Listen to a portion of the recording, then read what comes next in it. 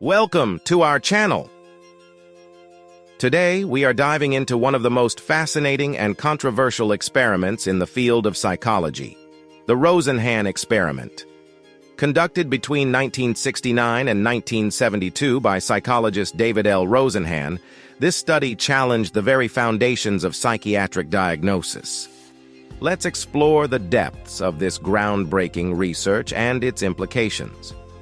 In 1969, a timid and exhausted individual knocked on the door of a psychiatric hospital in the United States. Claiming to hear voices that uttered words like empty, hollow, and thud, the person was quickly admitted as a patient diagnosed with schizophrenia.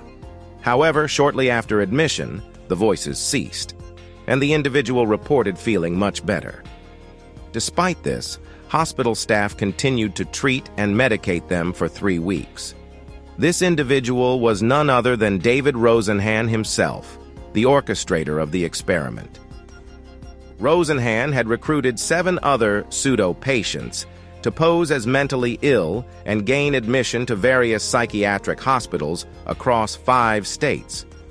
Each pseudo-patient followed the same script: report auditory hallucinations at admission, then act completely normal. But here's the twist. While trained professionals couldn't detect the pseudo-patient's sanity, actual patients could. 35 out of 118 real patients suspected the pseudo-patients were imposters, not truly mentally ill. Yet, hospital staff remained oblivious. Over a combined total of 129 days, these pseudo-patients were given over 2,100 pills, including powerful antipsychotic and antidepressant medications.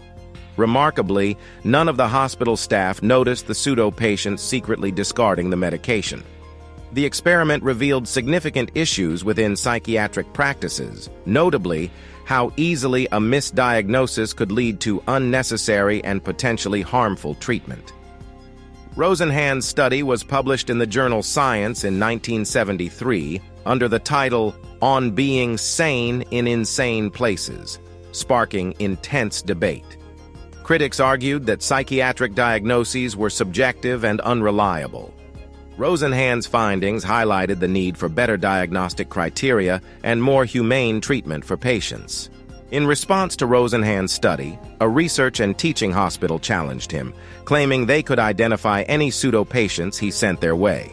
Rosenhan accepted the challenge but sent no pseudo-patients. Despite this, the hospital identified 41 out of 193 patients as potential pseudo-patients, underscoring the experiment's unsettling implications. The Rosenhan experiment raised critical questions about psychiatric practices and the stigmatization of mental illness.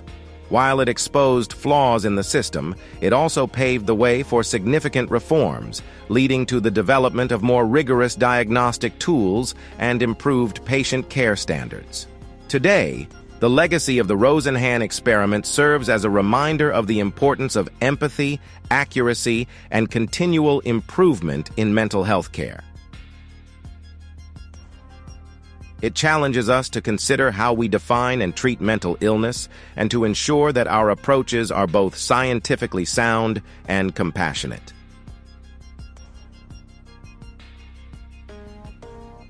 Thank you for joining us on this exploration of the Rosenhan experiment. Don't forget to like, subscribe, and hit the notification bell for more intriguing content. Until next time, stay curious and stay informed.